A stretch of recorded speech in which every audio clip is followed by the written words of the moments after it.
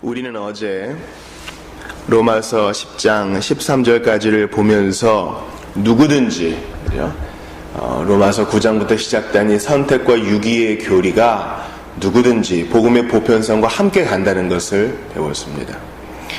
바울이 이사야 28장을 인용하면서 거기에 누구든지를 첨가한 것은 성경을 곡해한 것이 아니요 성경을 제대로 해석한 것이라 했습니다. 누구도 핑계대지 못합니다. 주님은 차별하지 않으셔요. 마음의 중심을 보십니다. 믿으면 누구든지, 회개하면 누구든지 받아주십니다. 또한 누구든지 부른다 할 때 부른다는 바로 신뢰의 의미가 있다 했어요. 그저 목소리만 낸다라는 것이 아닙니다. 주여 살려주십시오. 주여 구원하소서. 주여 죄인 여기 왔습니다. 하나님께 간절히 탄원하는 자는 한 사람도 너 안 된다. 주님이 돌려보내시지 않아요. 이 복음의 보편성 얼마나 복됩니까? 참 과거만 해도 사실은 모든 사람이 공평하다는 헌법의 기본 이념 아래 살고 있는 이 나라, 또 세계 곳곳에서도 공평은 그대로 적용되지 않습니다. 그 사람이 어떤 옷을 입었는가, 어떤 교육을 받고 돈이 얼마나 있는가, 또 성별이 어떤가, 인종이 어떤가에 따라서 알게 모르게 차별이 있습니다. 그게 현실이에요. 그러나 하나님 나라에선 그런 거 없습니다. 차별 없이 한 주님은 누구나 부르는 자들 오냐 내가 너를 기다렸노라 안아주십니다. 오늘 14절과 15절은요 13절에 대한 자연스러운 논리적인 전개입니다. 자, 누구든지 부르면 구원받는다 그랬어요. 이 부른다, 누구든지 주의 이름 예수의 이름 부르면 구원받는데, 보십시오. 이 부른다 라는 말을 딱 붙들고 바울이 계속 끌고 가요. 14절 보세요. 그런즉 그들이 믿지 아니하는 일을 어찌 부르리요. 자, 부르려면 어떻게 해야 된다 얘기합니까? 바로 믿어야 된다 얘기해요. 이 부름은 어제 본 것처럼 예배와 찬송과 기도와 아울러 신뢰를 의미한다고 했죠. 자, 이렇게 부르면 누구나 구원받는데 부르려면 어떻게 해야 되느냐? 믿어야 된다 그래요. 여러분, 믿습니다. 나의 의지만 가지고 믿습니다를 100만 번 외쳐보세요. 믿음이 생길 리가 만무합니다. 믿지 아니하는 자를 어찌 부르리요. 부르기 위해서는 믿어야 되는데 믿음에 있어서는 대상이 중요해요. 믿지 아니하는 이라 그랬죠. 즉 믿는 대상이 더 중요한 거예요. 올해 종교개혁 500주년을 맞아서 솔라 피데, 오직 믿음으로만이라는 구호가 여기저기서 외쳐지고 있어요. 근데 오직 믿음으로 구원을 받는다, 이 신칭의에서 참 좋은 얘기인데 믿음이 너무 앞에 가 있으니까 믿음이 구원 얻는 동력처럼 느껴질 때가 있어요. 믿음은요 거지가 내민 손이요 수도가 나오는 통로일 뿐입니다. 믿는 대상이 더 중요한 거예요. 그래서 우리 믿음이 아주 꺼지는 불씨처럼 약할 때도 내가 믿음이 있는지 나도 잘 모르겠어. 그럴 때도 우리가 안심할 수 있는 이유는 믿음의 대상이신 예수님이 너무 탁월하기 때문이에요. 그분의 보혈이 완전하고 그분의 이름이 아름답기 때문에 믿는 모든 자, 많이 믿든 적게 믿든 믿는 모든 자, 그렇게 부르는 모든 자가 천국 문까지 당도할 수 있는 겁니다. 자, 그렇다면 뭡니까? 다른 사람들, 모든 사람들이 예수의 이름을 불러 구원을 받으려면 믿게 해야 되는데 믿음에 있어서 중요한 것은 지식이요. 우리가 믿고자 하는 분이 누구인지에 대한 그 대상에 대한 정확한 지식이 필요하다는 것입니다. 그러므로 우리는 그걸 못 믿어요. 믿으세요. 이렇게 얘기하는 것도 중요하지만 우리가 믿는 하나님이 어떤 분인지 잘 가르쳐 주어야 합니다. 사실 많은 사람들이 믿음에 있어서 제대로 된 이해가 없이 그저 대면대면하게 하나님을 뵙는 것처럼 그렇게 알고 있어요. 솔직히 말씀을 드려서 성경 통독을 해보지 못한 성도가 얼마나 많습니까? 얼마나 많아요. 그런데도 그게 당연한 것처럼 여기는 세대가 되었어요. 부끄러워해야 합니다. 믿음, 부르기 위해서 믿음이 필요하고요.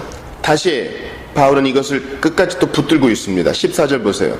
그런즉 그들이 믿지 아니하는 일을 어찌 부르리요?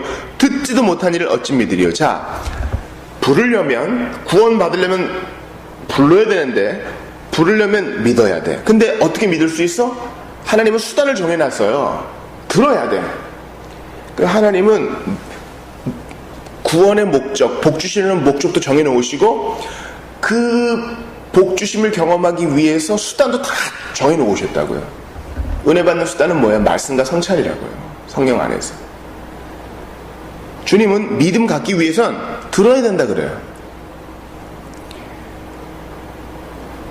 여러분, 지금 바울이 1세기 그리스도인들에게 복음 전도할 때 대부분의 사람들이 문맹이었어요. 글자 잘 못 읽습니다. 바울의 교회에 왔다 갔다 하는 사람들은 많이 못 배운 사람들, 물론 고위층 인사가 드문드문 있었지만 대부분 군인들 중에 똑똑한 사람 별로 없어요. 노예들 중에 글을 배운 사람 별로 없다고요. 물론 똑똑하고 아들처럼 여기받는 노예도 있지만 여인들에게 공적 교육을 시키는 사람들 별로 없었어요. 어린이들이었어요. 그러니까 당시에 1세기에 어떤 내용을 전하기 위해서는 선생님의 얘기에 귀를 기울여야 돼요. 우리 교수를 뭐라 그래요? 프로페서라 그러죠. 프로페서는 고백하는 사람이라는 뜻이에요. 그죠? 중세 시대만 해도 대학에서는 학생들이 교과서가 어디 있어요? 선생님이 하는 말을 암기하면서 교육을 했어요. 그것은 요즘도 마찬가지입니다. 제가 이제 다가오는 선교의 세기를 맞이해서 이슬람에 대해서 조금씩 연구를 하고 있어요. 여러분, 이슬람을 만든 마호메트도요, 글자를 몰랐어요. 그분도. 그 양반도 글자를 몰랐다고요. 필요할 때 계시를 받았다 주장하면서 계시를 받았다고 하는 것을 이렇게 낭송했습니다. 낭송. 그러나 우리는 그것 자체보다 믿음의 내용을 전달하는 것, 누군가가 들려주고 읽게 하는 것, 그것이 책이든 설교 테이프이든 무엇이든 상관없이 바른 믿음, 예수 그리스도에 대한 내용을 개인적으로 알려주고 전해주어야 한다는 사실이에요. 그런데 여기서 듣지도 못한 이를 어찌 믿으리요? 라는 말은 그리스도께서 그들에게 직접 말씀하신다라는 것을 전제하고 있어요.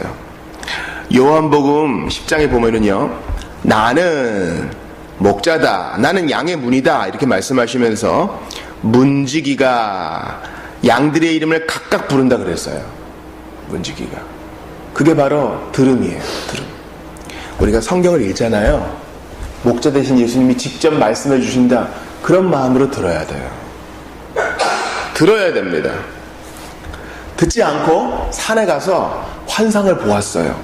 그렇게 믿는 믿음은요, 그런 믿음이 없을 수는 없어요. 그것은 하나님이 정하신 수단이 아닙니다. 혹 그렇게 믿었다 해도 들음이라는 수단으로 다시 돌아와야 돼요. 우리가 처음 예수 믿고 천국 갈 때까지 우리는 계속 들어야 됩니다. 들어야 돼요. 목사님 그거 다 아는 내용이에요. 전 믿지 않아요. 우리가 들은 내용의 절반은요, 이 자리를 떠나면서 다 잊어버려요. 그렇기 때문에 주님은 그렇게 우리를 만드셨기 때문에 계속 들어야 돼요.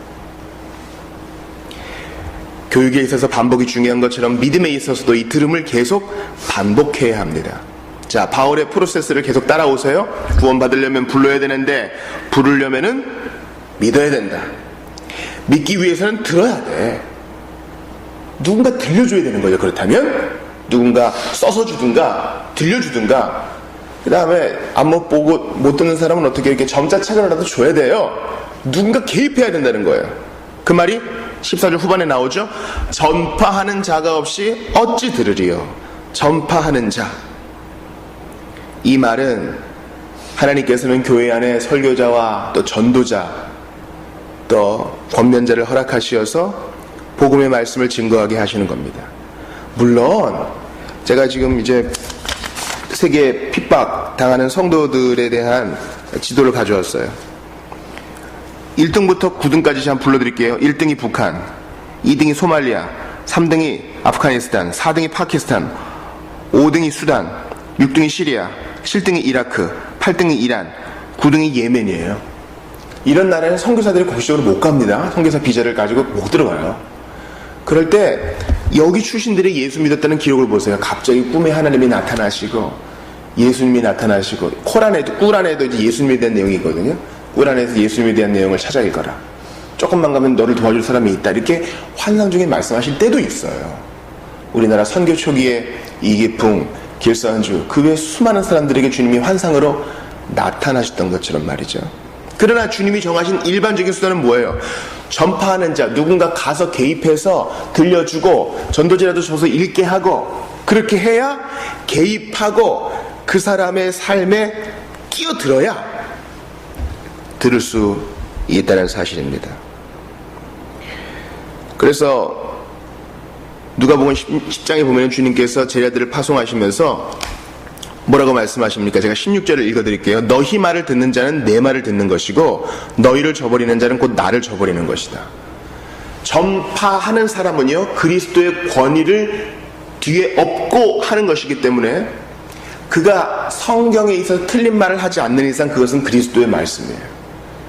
그래서 이 개혁파 예배에서 중요한 것은, 잘 들으세요, 목사가, 설교자가, 전도자와 교사가 성경에 어긋난 말을 하지 않는 한 설교는 하나님의 말씀이다, 이렇게 받는 거예요. 그러니까 우리의 예배가 너무너무 위험이 있는 것이죠. 하나님이 직접 내려오시지 않고 전파하는 자를 통해서 당신님의 말씀을 전하신다는 사실은요, 대단한 거예요. 그래서 모든 교사는요, 모든 성경 교사는 다 우체부입니다. 중매쟁이에요. 전달하는 것이 목적입니다. 바울은 여기서 끝나지 않습니다. 전파하는 자가 들려줘야 믿음이 생기고, 믿음이 생겨야 그리스도의 이름을 불러 구원받는데, 전파하는 자는 15절 보세요. 보내심을 받지 않았으면 보내줘야 돼. 나 오늘부터 전파할 거야. 스스로 결심해서 전파되는 사람 없어요. 어떤 사람은 자기한테 스스로 안수하고 세례 주고 이래서 나 오늘부터 전파하는 사람이야, 나 오늘부터 사도야, 그렇게 우기는 사람이 있는데 그런 사람들의 집회는 안 가는 게 좋겠어요. 보내심을 받지 않았으면 하나님께서 전파하는 사람을 먼저 세우시고 보내시고 우리 마음에도 뜨거움을 주셔서 누군가에게 보내시는 거예요. 그러므로 전 그렇게 생각하고 싶어요. 어떤 분은 참 자비교회 6개월 출석하셔서 교인 서약하는 거 두려워하시는 분도 계시는데, 제가 신방에서 꼭 말씀드리는 것이 있습니다. 교인은 함께 있을 때 교인이지 여기서 뼈를 묻겠다, 그런 의미에서 교인 서약이 아닙니다. 여러분, 내가 원하지 않아도 재정적인 이유로, 또 남편과 자신의 직장의 이유로, 아이들의 학교의 이유로 어쩔 수 없이 이사 갈 때가 있잖아요. 우리가 그 배후에 있는 하나님의 손길을 인정해야 돼요. 현대인들은 너무 정착을 못해 이렇게 불만만 토하고 있겠습니까? 하나님이 어떤 사람을 여기에서 저기로 옮기실 때에는 우리가 알지 못하는 목적이 있을 수 있어요. 누군가를 또 만나게 하시려나 보다. 삶의 변화를 느끼게 하실 때에는 불편해 죽겠어, 이렇게 답답해할 것이 아니라 주님의 목적을 한번 생각해 보는 게 중요해요. 나를 누구에게 보내시려는 것은 아닌가? 그렇게 가능성을 열어둬야 찬송이 나오지. 오늘도 이삿짐을 싸야 되네, 그렇게 불평을 토해놓으면 하나님 나라에 아무 도움 안 된다는 것입니다. 보내심을 받지 아니하였으면, 주님이 보내줘야, 가슴에 불을 넣어줘야. 신학교에 가는 사람들은 뭐예요? 이거 하지 않으면 화가 있으리로다, 바울의 고백을 공유하며 가는 거예요. 하나님이 보내줘서 그가 전파하면 그들이 듣고 믿음이 생겨 부를 수 있다는 겁니다. 그러면서 바울은 우리가 어제 공부한 이사야 52장 말씀을 인용합니다. 참 이거 놀라워요. 어제 수요성국 공부 때 이사야 52장 공부했는데 그것을 이제 오늘 보게 되잖아요. 아름답도다 좋은 소식을 전하는 자들의 발이여. 그렇습니다. 여러분, 그 고대 시대에 포장이 돼 있으면 길이 얼마나 돼 있겠어요. 다 구덩이고 물이 고여 있고 위생 상태 안 좋죠. 당시 유대인들의 신발은 뭡니까? 샌들. 그러니까 발이 아름다울 수 없죠. 여러분, TV와 영상 매체는 교육의 매체가 아니에요. 기본적으로 오락의 매체인 거예요. 그런 오락의 매체를 통해서 우리 아이들과 대부분의 세대들은요, 오직 육신의 아름다움에만 빠져 있어요. 인류가 시작된 이후로 이런 때가 없어요. 그러나 참된 아름다움은 그가 무슨 일을 하느냐, 그가 어떤 목적을 갖고 사느냐, 그가 누구를 섬기느냐에 달려 있습니다. 좋은 소식을 전하는 자들의 얼굴이여가 아니라, 좋은 소식을 전하는 자들의 손이여가 아니라 그 더러워진 발, 그 발이 좋은 일을 하고 있기 때문에, 그가 섬기고 있는 분이 탁월하기 때문에 아름답다고 합니다. 사랑하는 여러분, 그러므로 고단한 우리의 발, 정말 신발 때문에 어그러지고 세월의 흔적을 다 담고 있는 이 발이 아름답기 위해서는요, 주께서 우리를 보내셨다라는 의식을 가지고 우리의 일터에서 선교사적으로 살아야 돼요. 하나님이 뜻이 있어 나 여기에 뒀다. 우리 가정, 지긋지긋한 우리 집, 왜 여기에 뒀는가? 나를 보내셨다고 생각하면 모든 것이 찬송이에요. 내 직장, 이제 눈 감고도 모든 게 너무 익숙해. 그리고 너무나 갈등이 있는 저 사람 좀 어디 가면 좋겠어. 그런 직장도 하나님이 보내셨다고 생각하면 찬송 나오는 거예요. 나의 착한 행실과 바른 입술의 증거로 뭔가 일을 하시려고 하니, 주님 저 여기 있습니다, 이렇게 자신을 드려야 하는 것입니다. 사랑하는 여러분, 14절과 15절은 바로 선교에 대한 거예요. 참된 개혁파 성도는요, 참된 바른 건강한 교회 성도는, 그리고 그 교회는 선교하는 성도여, 선교하는 교회여야 돼요. 우리가 얼마나 해외에 있는 형제와 자매들에게 관심이 있습니까? 북에 있는 형제와 자매에 얼마나 관심이 있습니까? 이 땅에서 복음을 듣지 못하고 물질적인 가치관에 매몰되는 동료들이 얼마나 많이 있습니까? 로마서 자체가 선교적인 책이에요. 서두에서 뭐라 그래요? 내가 너희에게 이 편지를 쓰는 이유는 남의 터에 교회 세우려는 게 아니야. 나 스페인 땅끝까지 가고 싶거든. 나 계속 선교회를 할 건데 당신들에게 도움을 좀 받고 싶어요. 당신들이 나를 보내주세요. 같이 우리 믿음으로 교제하고 나를 파송해 주십시오. 내가 스페인까지 가서 복음 전해다 죽으려 합니다. 선교적인 책이에요. 그러므로 여러분, 인생에서 가장 비참해지는 방법 뭡니까? 다른 사람과 비교해서 난 이게 없어, 난 저게 없어, 내 생각만 하면 비참해져요.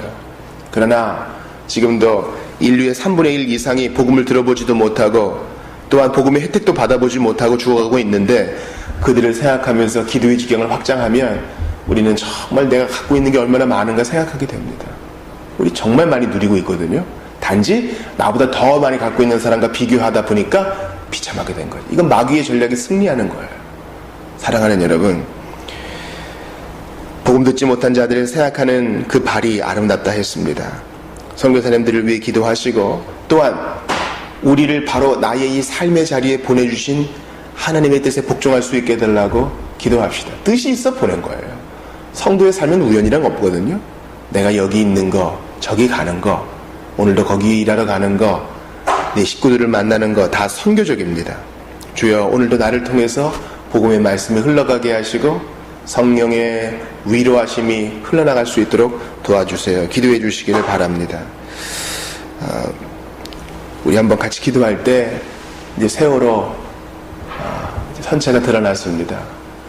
진실도 드러나고 이것을 위해서 여러모로 대치하고 있는 사람들도 있는데, 주여 9명의 가족들 위로해달라고 기도합시다. 또한 아직도 이 복음의 말씀을 잘 듣지 못하고 이해하지 못해서 절망 속에 있는 자들, 보냄받은 자들을 통해 말씀을 전해들어서 속히 주님 품에 나아갈 수 있도록 기도해 주십시오. 우리의 일터와 가정을 위해서 기도하시고